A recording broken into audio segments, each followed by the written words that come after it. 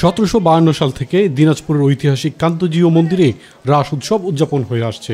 উৎসবকে ঘিরে কান্তজিউ মন্দিরে কেউ এসেছেন মনোবাসনা পূরণে, কেউ এসেছেন মনোবাসনা পূরণের পর কৃতজ্ঞতা স্বরূপ মন্দিরে প্রণাম করতে, কেউ বা ঐতিহাসিক এই মন্দির দর্শনে, আবার কেউ কেউ এসেছেন রাস উৎসব স্বচক্ষে দেখতে। উৎসব কেন্দ্র করে দেশের বিভিন্ন প্রান্ত থেকে কান্তজিউ মন্দির প্রাঙ্গণে আসতে শুরু করে ভক্ত, পুণ্যার্থী ও ভক্তরা। সন্ধ্যা হতে না হতেই ভর্তি হয়ে যায় কান্তজিউ মন্দির ও এর আশপাশ এলাকা। রাত যতই গভীর হয় ততই ভিড় বাড়তে থাকে মানুষের।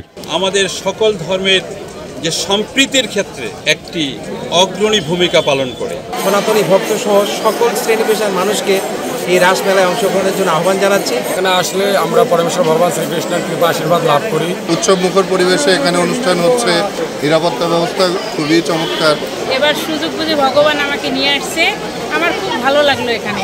ভক্তদের সার্বিক নিরাপত্তা, মেলার সুশৃঙ্খল পরিবেশ বজায় রাখতে উপজেলা, জেলা ও পুলিশ প্রশাসনের পাশাপাশি অন্যান্য আইন শৃঙ্খলা বাহিনীর সদস্যরা দায়িত্ব পালন করছেন। সকলের সহযোগিতায় সুষ্ঠুভাবে সম্পন্ন হবে উৎসব বলে আশা প্রকাশ করেন মেলা আয়োজন কমিটি ও স্থানীয় প্রশাসন।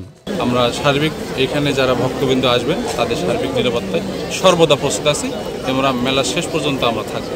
মেলার পরিবেশ অনেক ভালো, পাশাপাশি আইন শৃঙ্খলা পরিস্থিতি অনেক ভালো। রাজ দেবোত্তর এস্টেট জানায়, আইন শৃঙ্খলা বাহিনীর সহায়তায় শান্তিপূর্ণভাবে পালিত হচ্ছে এই উৎসব।